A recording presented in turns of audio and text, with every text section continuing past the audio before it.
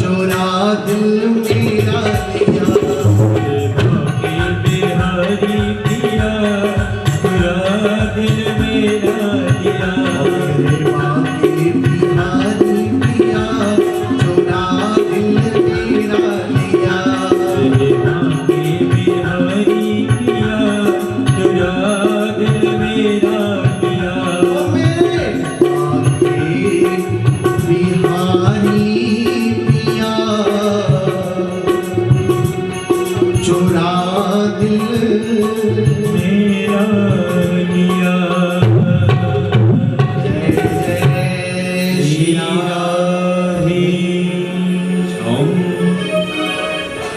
भक्ति माता ने जब नारद जी को अपनी पीड़ा सुनाई तो नारद जी महाराज कहने लगे, माँ तुम चिंता मत करो, मैं तुम्हारी पीड़ा को जरूर दूर करूंगा। और पीड़ा को दूर करने के लिए नारद जी महाराज वहां से उठे और हरिद्वार होते हुए बद्रिकाश्रम पहुंचे। बद्रिकाश्रम में बद्रीनाथ में चारों भाई सनक सनंदन सनातन सनत कुमार,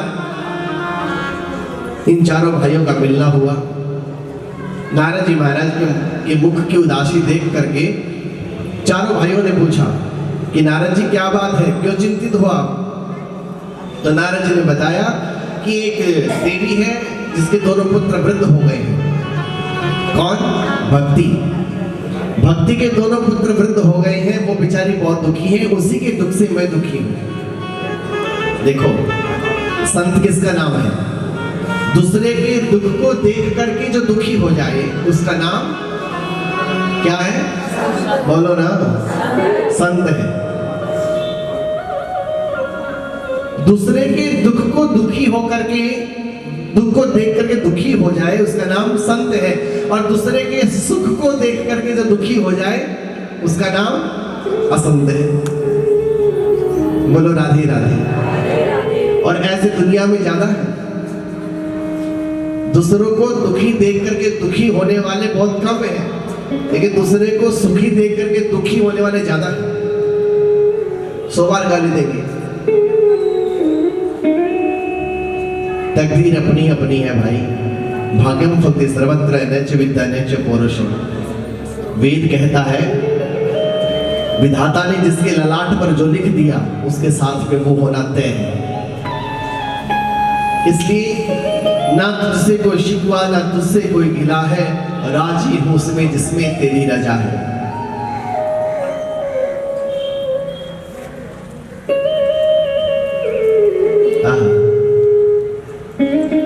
देखो जब कथा शुरू होने वाली थी कितना हा हल्ला हो रहा था। मैंने कहा था ना, जो थोते लोग थे ना, माफ करना, वो उड़ के चले गए। जैसे माताएं छाछ में गेहूं पछाड़ती है ना, तो सार सार रह जाता है थोता उड़ के। तो मैंने पहले कीर्तन इसलिए किया था कि जो थोते होंगे ना उड़ के भाग जाएंगे। उड़ के भाग गए, अच्छा हुआ। और ये होना जरूरी था, क्योंकि जिसने राम कृष्ण के रस को नहीं चखा उसने क्या चखा। मैं कहता हूं जब हमारे लिए अन्य कार्य जरूरी है तो ये भगवत कार्य भी जरूरी है। खाना जरूरी, पीना जरूरी, सोना जरूरी, पहनना जरूरी, लोगों से मिलना जरूरी, तो फिर ये जरूरी क्यों नहीं है? क्वेश्चन खड़ा हमारे सामने। इसे भी शामिल कर लो अपनी जिंदगी में। अध्यात्म को अपनाना, अपने जीवन में शांति को लाना है। और याद रखना मेरी बात, आज आपको समझ ना आए लेकिन कल आपको जरूर समझ आएगी। यदि आप आध्यात्मिक हैं तो आपकी दृष्टि में माया का और धन का कोई महत्व नहीं है। यदि आपने कुछ पहना तो भी ठीक, नहीं पहना तो भी ठीक। यदि आप आध्यात्मिक हैं तो आपकी दृष्टि में माया का कोई महत्व नहीं है। और यदि आप आध्यात्मिक नहीं हैं तो माया आपके लिए बहुत बड़ी चीज है। बोलो राधे राधे। आज की कथा का ये बात, ये भाव याद रखना, घर जाकर के इस पर मनन करना और लिख लेना। और यदि आपके जीवन में प्रेम नहीं है तो आप इस दुनिया के सबसे गरीब व्यक्ति हैं। यदि आपके मन में प्रेम नहीं है अपने प्रति, दूसरे के प्रति, तो आप इस दुनिया के सबसे गरीब व्यक्ति हैं, सबसे पुअर पीपल हैं। इसलिए प्रेम को अपनाओगे तो आप धनी हो जाओगे। ठीक है, घर परिवार को चलाने के लिए कोठी का गाड़ी बंगला और फैक्ट्री वगैरह सब लगाते हैं, व्यापार अपना सब चलाते हैं, करते हैं, लेकिन उनके साथ में प्रेम का होना भी बहुत जरूरी है, क्योंकि ये प्रेम ही है जो हमारे अंतगत्वः हमारे आखिरी वक्त भी काम आएगा और आखिरी वक्त के बाद भी आगे भी काम आएगा, वो केवल प्रेम है। तो यहाँ पर सूत जी महाराज से सोनक आदि ऋषियों ने प्रश्न किया। सोनक जी को उत्तर देते हुए सूत जी महाराज बताते हैं कि चारों भाइयों ने जब पीड़ा सुनी नारद जी महाराज की तो कहा, अरे नारद जी क्यों परेशान होते हो, एक भागवत कथा कर लीजिए। भागवत कथा करने मात्र से भक्ति देवी पुष्ट हो जाएगी, उसके दोनों पुत्र स्वस्थ हो जाएंगे। तो नारद जी महाराज ने कहा, तो फिर आप ही कर दो ना कथा। आहा, क्या बात है। मैंने आपसे कहा ना, गुरु के सामने किसी नदी के पास, किसी तीर्थ स्थान पर, किसी देवालय में सुनी गई कथा अनेक पुण्यों को देने वाली होती है। कितने पुण्यों को देने वाली है वो मैं नहीं बता सकता, अनंत पुण्य को देने वाली है। तो हमारा सौभाग्य है कि हम देवताओं के सामने बैठ करके कथा सुन रहे हैं। ये भगवान हमारे साक्षी हैं कि हमने कथा सुनी है। ये भगवान ही खुद हमारी गवाही देंगे कि हमने कथा सुनी है। बोलो राधे राधे। कथा शुरू हो गई हरिद्वार में गंगा किनारे आनंद तट पर। चारों ओर से ऋषि मुनि महात्मा अपनी कन्राओं से निकल करके आने लगे, कथा सुनने लगे। यहाँ तक वर्णन आता है कि नदियों ने भी स्त्री का रूप बनाया है, वृक्षों ने भी पुरुष का रूप बनाया है और बैठ करके उपस्थित हो गई कथा में। कथा किसको नहीं चाहिए? जो प्रेम को पाना चाहता हो वो हर कोई कथा को पाना चाहेगा, क्योंकि कथा प्रेम से जुड़ी है या प्रेम कथा से जुड़ा है, एक ही बात है। कथा शुरू हो गई और जो कथा शुरू हुई उसी समय एवं नगाह श्रवणोरुधर में प्रकाशमाने ऋषि भी सभाया आश्चर्यमेकं सम्भोददानिं तदुच्चतेशं शृणुषोन्कत्वा। हे सोनक तुम सुनो सुनो, एवं नगाह श्रवणोरुधर में। कथा तो सुनी थी उन महात्माओं ने जो हरिद्वार में गंगा किनारे हर की पौड़ी पर बैठे हुए थे, लेकिन उन महात्माओं की कथा सुनने का फल मिला भक्ति महारानी को वृंदावन में। कैसे? एवं नगाह श्रवणोरुधर में प्रकाशमाने ऋषि भी सभायाम आश्चर्यमेकं सम्भोददानिं तदुच्चतेशं शृणुषोन्कत्वम्। और महात्माओं की सभा में चमत्कार हुआ, एक प्रकाश हुआ। ऐसा लगा कि जैसे अंतरिक्ष से कोई उतर करके आ गया है। वो कौन था? भक्ति सुतौ तौ और तरुणौ गृहीत्वा प्रेमैक रूपा सहसा विना। वैराग्य को भी प्रकट कर देती है। बोले भागवत भगवान की जय। अब भक्ति महारानी ने कहा कि हे मुनिवर, हे देवर्षि नारद, आपके इस परिश्रम से मैं पुष्ट हो गई, मेरे पुत्र स्वस्थ हो गए, लेकिन एक निवेदन आपके चरणों में करना चाहती हूँ। मैं इस कृष्ण रस को, इस भागवत रस को दिल से सुनना चाहती हूँ, मुझे स्थान बता दो। जैसे कि कथा वालों ने आपके लिए ये कुर्सियां लगाई हुई हैं, गद्दे लगाए हुए हैं, मेरे खुद के लिए बैठने के लिए इतना अच्छा इंतजाम किया है, उनको कोटि कोटि धन्यवाद। भगवान से निवेदन करता हूँ, भगवान से प्रार्थना करता हूँ कि जो भी कथा के यजमान है, जितने भी लोग हैं, वो सब लोग इस पुण्य के भागी हों और भगवान की उन सब पर कृपा रहे। आज की कथा से मैं उन लोगों को यही संदेश देना चाहता हूँ और यही भगवान से मैं निवेदन करता हूँ। तो भक्ति महारानी ने स्थान मांगा, तो भक्ति महारानी को स्थान दिया है। संतों ने कहा, भक्ति सुगोविंद सब रूप कर्त्री, प्रेमैक धर्त्री और भवरोग हंत्री। ये भक्त और भगवान को एक करने वाली, भवरोगों को हरने वाली हे भक्ति महारानी, तुम इन संतों के हृदय में विराजमान हो जाओ। जो संत यहाँ पर बैठे, जो भक्त यहाँ पर बैठे हैं, इनके हृदय में अपना आसन लगा दो। और उसी वक्त भक्ति महारानी अपने दोनों पुत्रों को लेकर के सबके हृदय में विराजमान हो गई। बोले भक्ति महारानी की। अब कथा आगे बढ़ने लगी। देवर्षि नारद ने पूछा कि हे संतो, ये बताओ क्या कोई ऐसा उदाहरण आपके सामने है कि किसी पापी ने कथा सुनी हो और उसका उद्धार हुआ हो? कोई अच्छा व्यक्ति अच्छा काम करे, उसका उद्धार हो जाता, कोई बड़ी बात नहीं। लेकिन कोई दुरात्मा, कोई व्यभिचारी, कोई लोभी, कामी, क्रोधी, वो व्यक्ति कोई भगवत कार्य करे और उसका उद्धार हुआ हो, क्या कोई ऐसा उदाहरण आपके पास है? क्या ऐसी कोई कथा है? तो चारों भाइयों ने कहा, सनक, सनंदन, सनत कुमारों ने कहा कि देवर्षि नाथ, हमें तुम्हें कथा सुनाते हैं। एक आत्मदेव नाम का ब्राह्मण था, उत्तम नगर गांव में रहता था। उसकी पत्नी का नाम था धुंधली। और देखिए, ये कथा हम सब लोगों के जीवन से जुड़ी हुई है। उस आत्मदेव के जीवन में भक्ति, ज्ञान और वैराग्य भरपूर था, लेकिन फिर भी मांग थी। फिर भी वो कुछ मांगना चाहता था भगवान से। क्या? बेटा। जिस दिन मांग समाप्त हो जाएगी तो आप साधु ना बन जाओगे?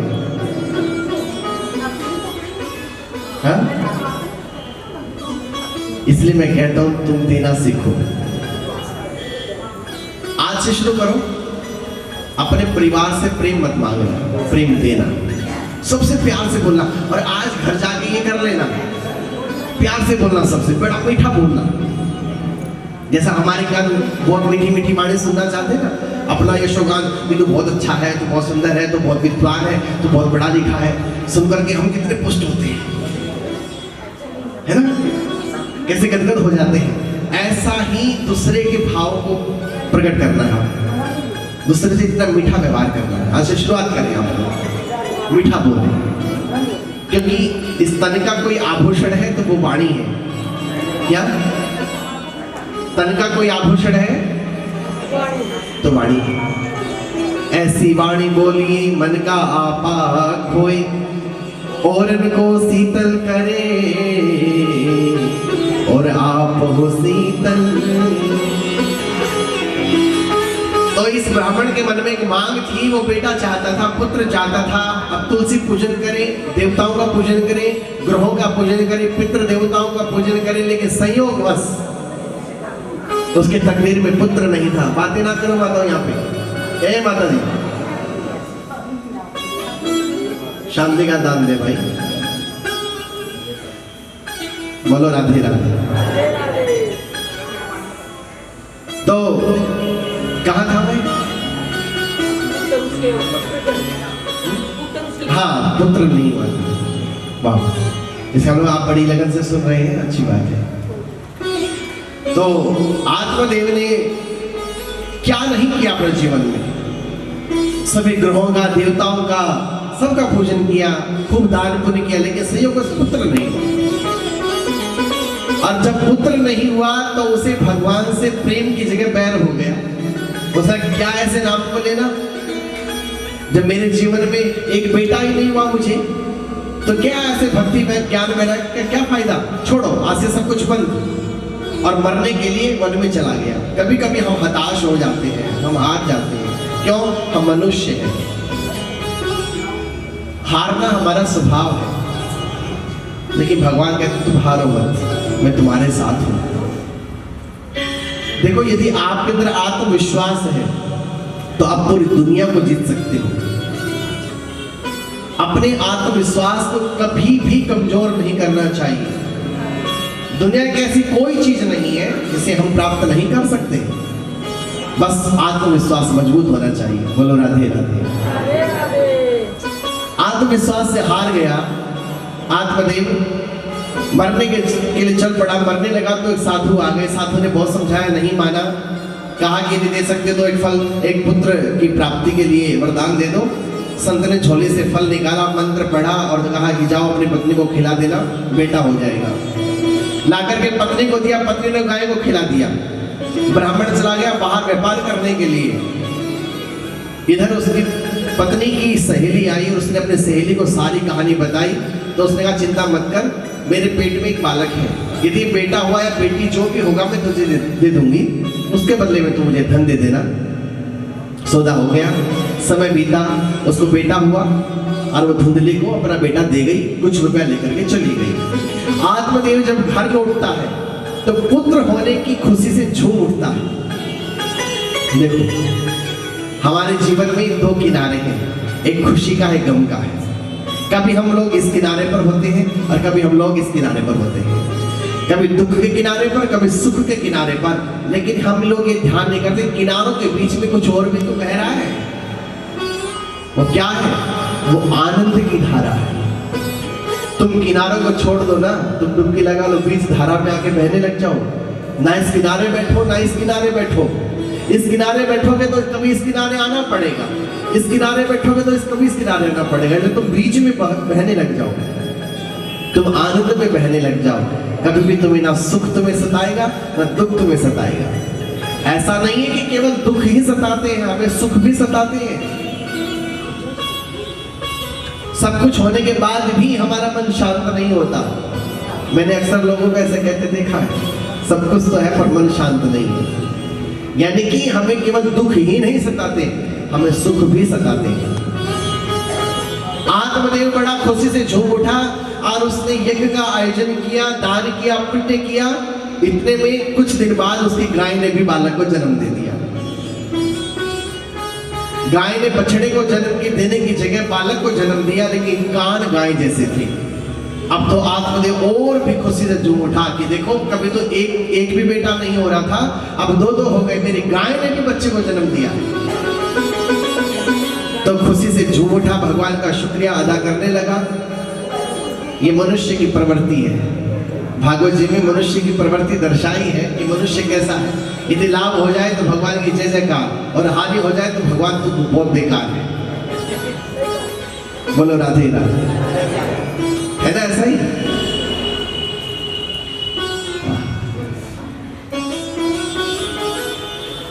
आत्मदेव ने जो है खूब दान पुण्य किया, दोनों बच्चे बड़े हो गए।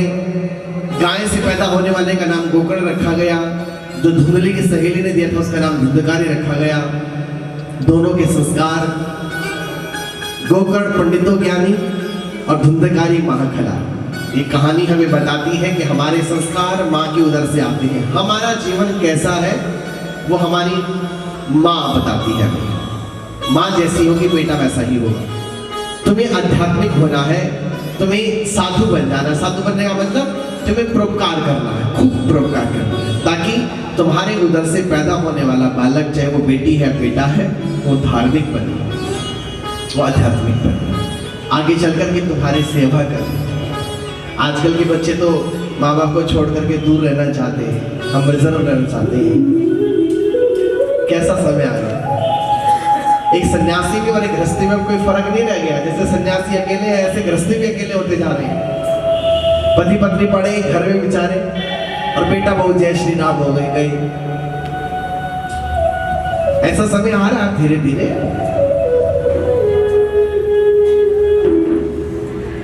खैर, सूत जी महाराज सौनक जी महाराज को कथा आगे बढ़ाते हुए सुनाते हैं कि आत्मदेव के दोनों पुत्र बड़े हो गए। गोकर्ण जी ने घर छोड़ दिया, तीर्थों की यात्रा करने लगा, और धुंधकारी ये चोरी जारी करने लगा, झूठ बोलने लगा, कपट करने लगा, छल करने लगा, माँ से पैसा मांगने लगा। पैसा मांग मांग करके सारा पैसा बुरे कामों में उड़ाने लगा। पैसा जब देना बंद कर दिया तो माँ को पीटने लगा। माँ ने दुखी होकर के कुएं में कूद के जान दे दी। अब बच गए पिता। आत्मदेव को भी पीटने लगा, तो घर छोड़ के आत्मदेव जी वन में आ गए और वन में बैठ करके रोने लगे, विचार करने लगे अब तो मर जाऊं तो अच्छा है। कई बार हम लोग भी दुखी होकर कहते हैं तो मर जाए तो अच्छा है, भगवान उठा ले तो अच्छा है। लेकिन कब कहते हैं केवल थोड़ी सी देर के लिए। घर में हुई खटपट, चलो बाबा के मठ पर। एक आदमी, एक साधु एक आदमी के पास जाता तो उसका पोता उसके पास आता, महात्मा से ज्ञान दिया करता था, तो व्यक्ति अमल नहीं करता था। तो इतने में उसका जब पोता आया तो बोले बाबा बाबा बाबा बाबा बाबा। तो साधु को मौका मिल गया।